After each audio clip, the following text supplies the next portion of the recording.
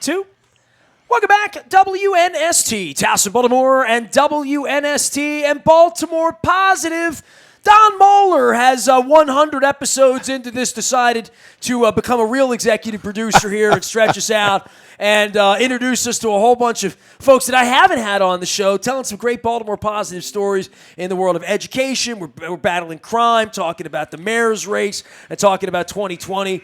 This one, he always told me to stick to sports, and I'm not listening to him, Don. But this has got a lot to do with sports and a lot to do with Catonsville, a lot to do with current Major League Baseball and the playoffs, and a lot to do with changing the lives of young people all across the region. Nestor, we talked about finding good people doing good things. Hard for me to think of a better guy and a guy who's more committed to changing the lives of families all over than my good buddy Frank Kolarek from League of Dreams. Frank, welcome. Thank you. It's great to be here, and I appreciate talking to you. How's that lad? How's he doing? Everything okay there? You're talking about my son? Yes, the lad, yes. Well, he's good. He's getting better each day. Being a new parent, him and his wife are in a whole new world now, but like the game of baseball, man, they handle it. But the only time I really got concerned was when he told me he just didn't have the appetite like he used to, and he's not living on much sleep right now. But, boy, they're blessed with a beautiful son. And for us, we're going to let you brag. Little girl 8 weeks ago, so What's her name, Frank? What's her name? Well, Adam's son is Henry Joseph Kolarek, and my daughter's little girl is Madeline Elizabeth Bosica. There you go. See, Madeline and Elizabeth. Madeline was my next door neighbor. My mother was Elizabeth, and they were best friends. So there you go. Nothing like that's the way it should go, man. I won't have any problem remembering that one for you. So, before we do the deep dive into League of Dreams, any of us who have been moms and dads of athletes, we're going to let you brag a little bit. For folks who don't know, your son is Adam Kolarek. I take a little extra pride because he's a former Catonsville Comet. And Adam just played a little postseason baseball, did he not, Frank? Boy, what a ride for everybody. I should be wearing my Dodgers hat. I feel bad. I have a Dodger hat in the closet. Well, today would be your day. Baseball, crazy game. You never know what's next. And to see him be traded to the Dodgers at the trade deadline, the Dodgers, went after him, and that was a great sign. But he still had to prove it, and it was a whole different ball club than the one he came from in Tampa. But he had a great July and August. So what happened? Let me see, July, August, and September. So what took place in August was, pretty much who he was. It just was on a much bigger stage. A few more people showed up out there in Dodgerland than they. Well, there was the Catonsville people all sort of pulling for you guys and everybody on the west side and, all the links. Then there was my side with Janet Marie Smith, right, who's involved with the Dodgers. And, I wear a Dodgers hat. I wore my Dodgers hat after the Dodgers lost. I was in Maui during the World Series wearing my Dodgers hat. People were giving me condolences. And I'm like, it's just a hat. But, I like the Dodgers, But I know you have to love the Dodgers at this point.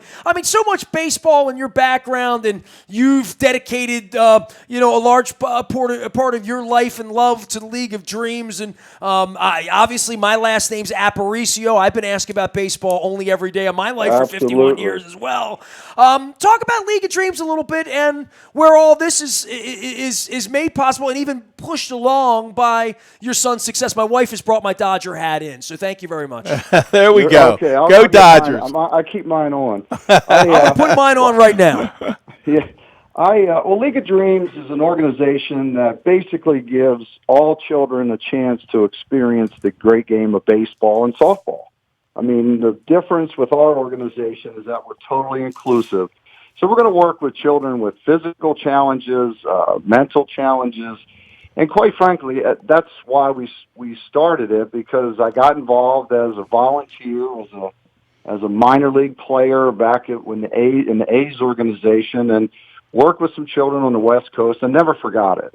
And then through a long path of really just extending my baseball contacts to the other kids, I would say, in the neighborhood, that's what really, touched my heart. And then through a long twist and years later, I got involved with the Special Olympics. I worked at the international office and learned globally the amount of people that don't get a chance to participate in sports. And for me, it was always revolved around the sport of baseball. And 15 years ago, made a decision to start a foundation, League of Dreams, that we could extend baseball experiences. We have leagues, we have one-day events that would be hosted by organizations like the Cal Ripken Foundation. We had a program this summer at at Camden Yards. We had 40 children from the Children's Guild in Baltimore City that were able to participate. They ran around, they hid in the cages. They're at Camden Yards. So, I must say, having my son achieve what he did, I know firsthand what it's like to see someone you love in the big leagues. And that's the essence of what we do. We try to give these children a big league experience.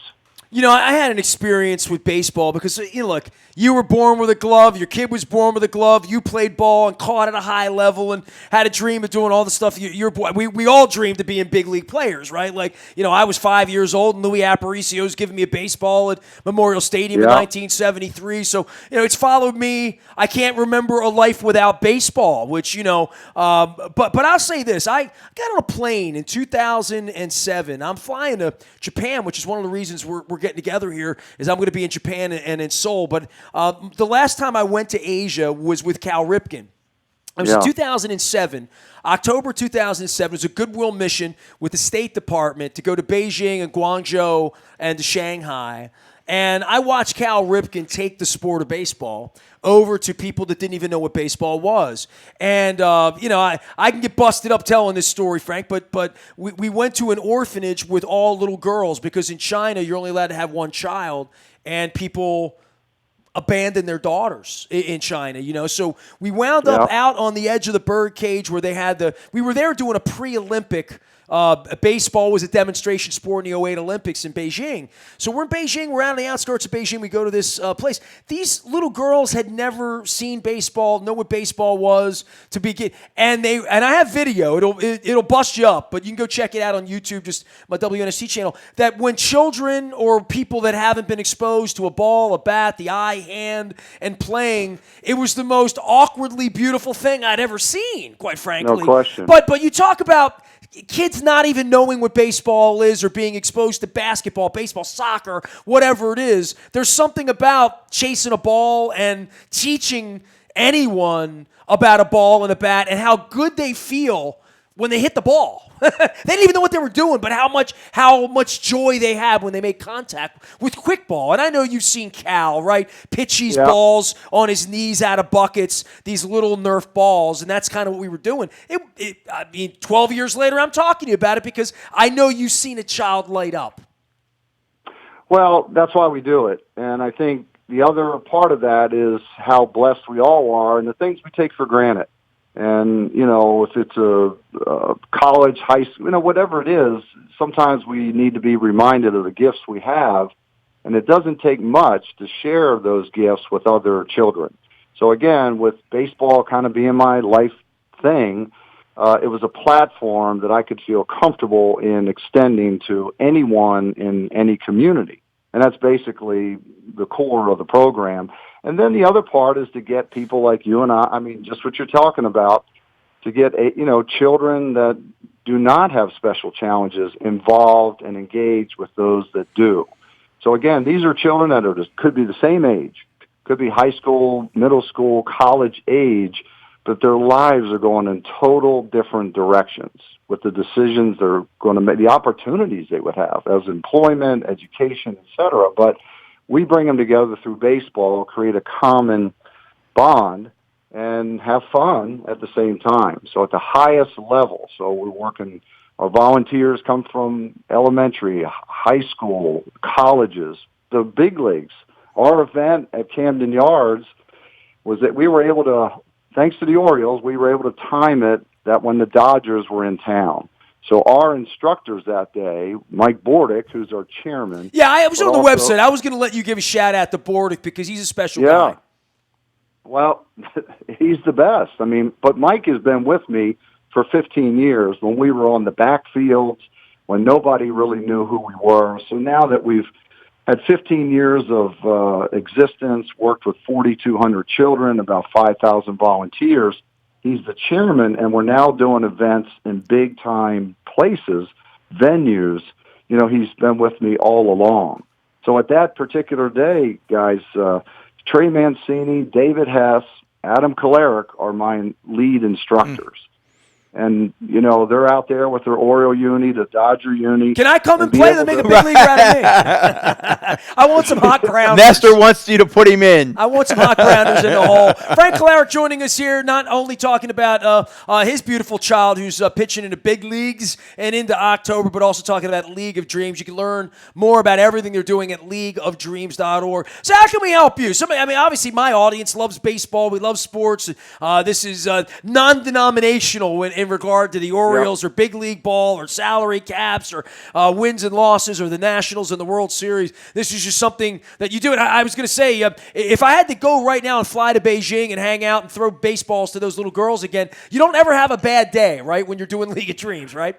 Well, you're absolutely right. So, again, you know, by being able to be on your show, I mean, Don's been a lifetime friend of our family. And Nestor, I remember you when I was working off and on with the Orioles in the scouting department. Oh, God, what did I do wrong then? Who did I piss off? It's all good. It's all good. But it's just funny how paths will cross in your life through different times. So being able to get the word out on your show, to be able to create, you know, awareness of what we do and how we do it, that's a big help. I mean, you know, we're a nonprofit. We have to raise the money. We have to have the resources. But I think above all, we created a very good program that people love to be a part of. And a part of it's been strategic partnerships. Major League Baseball alumni was a natural fit for us, the Cal Ripken Senior Foundation, and also now the Children's Guild. And the Children's Guild works with about 5,000 children in the Baltimore, Washington area. But for us to have programs at Camden Yards now, to have at the Nats Academy, our kids, but it lifts up the teachers, lifts up administrators, the bus driver, everybody that comes to these events. They have that touch with, hey, we're not on the back field, the worst field in the community. We're now at the nicest field in the community, at the university, at the high schools, et cetera. You know, Frank, what makes this so powerful, and what Nestor and I talk about all of the time, is it's so easy to throw stones and say, Baltimore City this, Baltimore City that.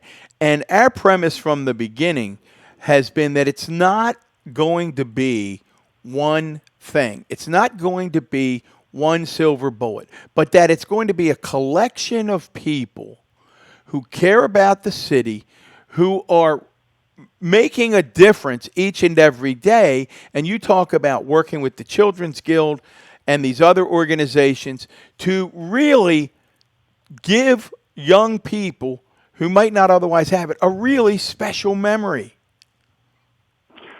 Well, I mean, as bad as the news can be and what we hear and the impressions, I'm telling you, 8 out of 10 people that I meet are wonderful, and they're giving and they want to make a difference. But I think above all, it has to come from everyone's individual commitment, and you can't look to somebody else to make the difference. And it's, if you don't do it, who's going to do it? And if you don't do it now, when are you going to do it? I mean, we're around, people that have changed my life. I mean, we have the baseball piece, and, my son, I have kids that have been with my program now for 10, 15 years, and they follow Adam. They'll text me at night, what a great outing.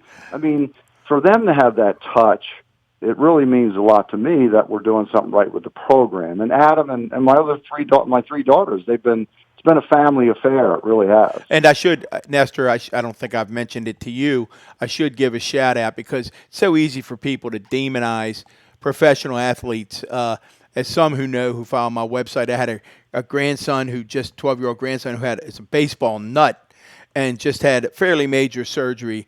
And not only He's did a warrior. not only did Adam and Yeah. his wife visit, but as opposed to just stopping by and saying hi, which would have put my grandson over the moon anyway, I think they sat, Frank, and talked baseball for 90 minutes. So, I mean, that's a shout out to you and Dorothy and the kind of parents you were, but the caliber of young man that you raised. Well, he gets it. He understands. I mean, he's a guy that spent 8 years in the minors, and a lot of bus rides and a lot of, sitting in, empty stadiums and wondering, hey, man, what am I doing? Got to love Same baseball a lot to do that. Well, you do, and you have to, above all, I believe, you got to love the challenge that the game presents.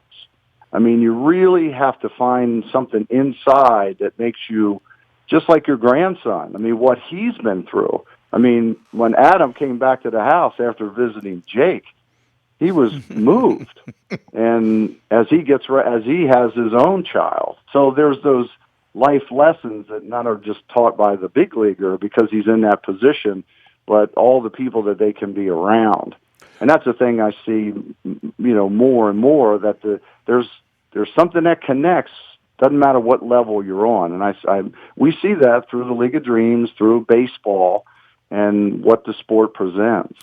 Before I ask you a question about being we had Debbie Phelps on earlier, and we picked her brain a little bit about advice to parents of athletes. But before I do that, someone out there who has a special needs child and they're listening now, or they have a niece or a nephew, and they're saying, oh, man, this would be great.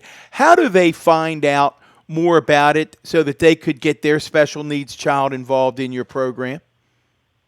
Well, thank you. That's a great question. And again, the website is really the source of information. They can contact our office, email me directly, and They can even watch your TED Talk, which I thought was cool. Say it again. They can watch your TED Talk as well. No, thanks. I swear to you, when I did that, I had no idea what TED was. I mean, it's really crazy.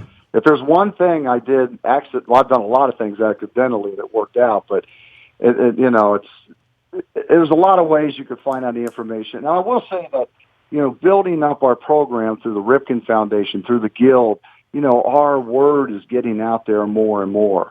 And I've had parents over the years very, very cautious. Again, you're talking about a child who, there's issues of bullies and not fitting in and all those things that are so basic, but they'll come to us and they're not sure. And we'll let them try it. They don't have to join. They don't have to commit. They just try it. And then you tell me if it fits for your son or daughter.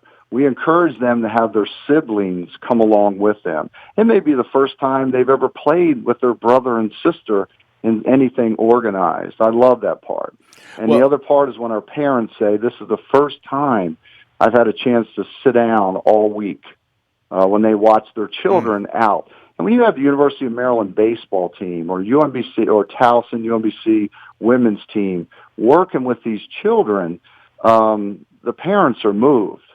Because and this is their words, they want their child to be normal.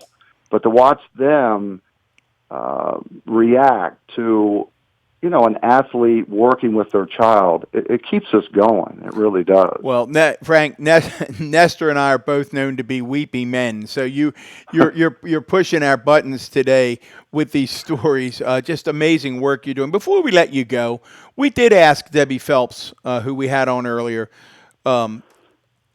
as someone who raised an athlete, and not all athletes make it to the big leagues, not all young athletes make it to the make it to the Olympics, but what would you say to those moms and dads out there who are listening, who have kids that love to play ball, who are competitors?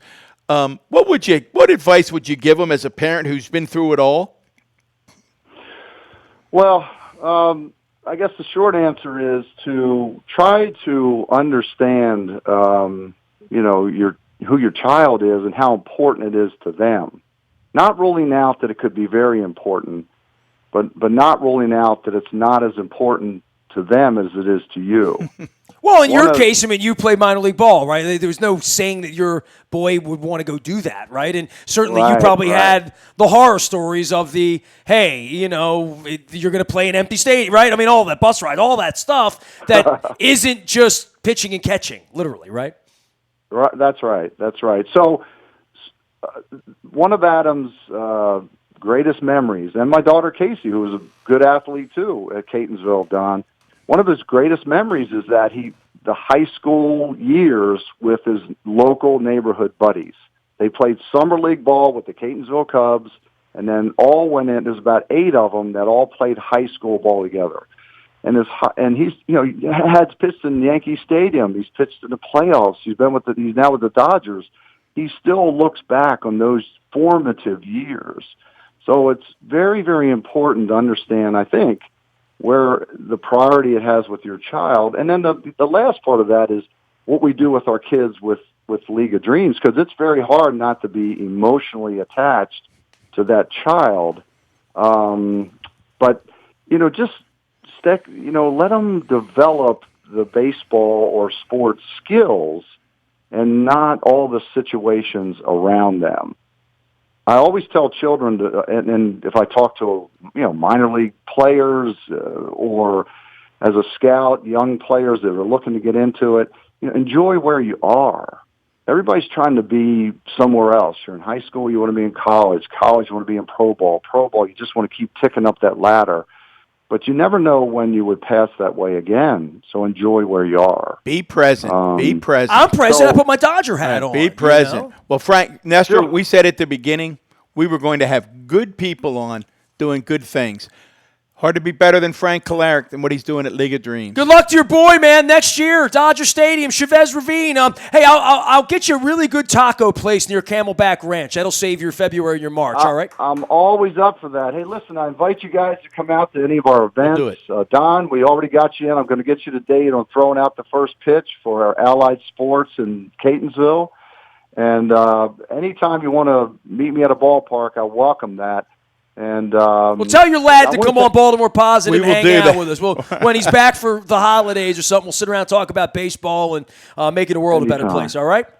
Hey, listen, thank you for your work. I think it's great what you're doing. I really appreciate having me on and all you do for all the people out there. Thanks again, guys. And again, before you run real quick, where do people come find you?